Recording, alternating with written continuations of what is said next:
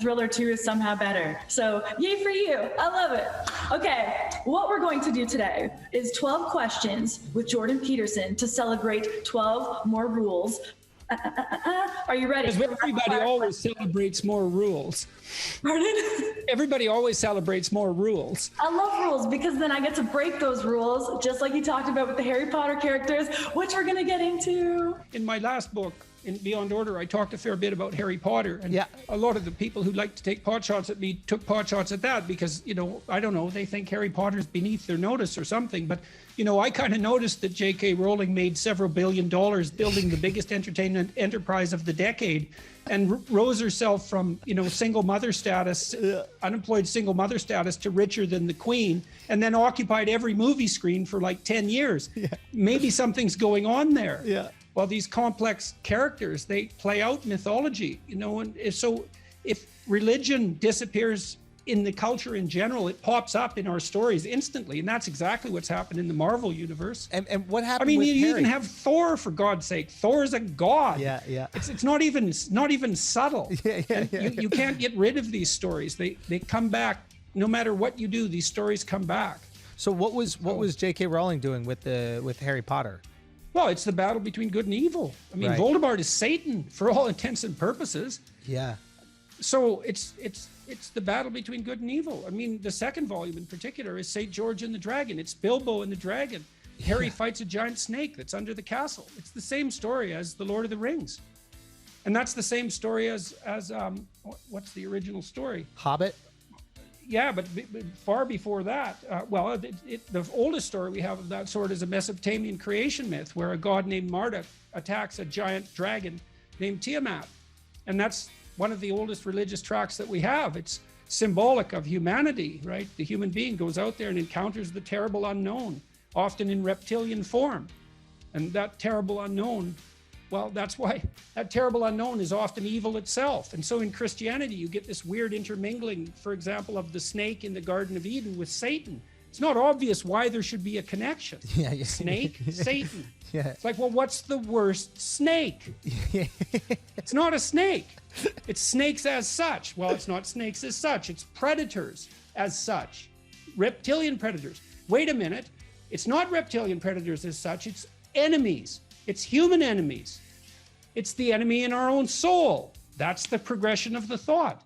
It's unbelievably sophisticated. How does it go from insanely sophisticated? How does it go from enemies to the enemies in our own soul? Well, who's your worst enemy if it's not you? Who's your biggest obstacle if it's not you? And I mean, who do you contend with more than anyone else if it's not you? And to the Harry Potter thing, Harry Potter has a piece of Voldemort in him. Yes, well, that's the original sin doctrine recreated. So it's also the case that he can't understand evil without it. It's also part of what makes him sophisticated, right? Because he's been touched by it. Yeah.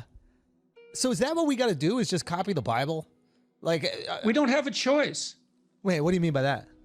It happens whether we want it to or not.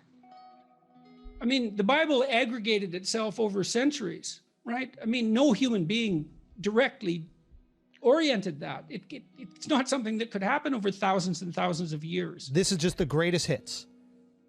That's one way of thinking about it, yes. And each one of these hits taps into something innate to us. Yes. Otherwise, we wouldn't remember it. We wouldn't have conserved it. It wouldn't stick in our memory. It wouldn't structure the way we think. Let's dive into the book, because actually so many of the things that we're talking about now are sort of part and parcel to all of the chapters here. So chapter 1, and what I really liked about this also is the way you organized it, the new topics, because one of the questions we would get often in the Q&A that you would get is, oh, was there a 13th rule that you couldn't get in the book? And you actually mentioned this in the book, that you had what, about 46 other, was it 46? 42. 42. You had 42. Yeah, the same as Douglas Adams' answer to the universe, life, the universe, and everything, 42 rules, which was actually a coincidence, but I thought it was comical in the aftermath of it. There's 42 rules, so now I've written essays on 24 of them. When you got to 42, how long did you give it before you said, okay, 42 is enough?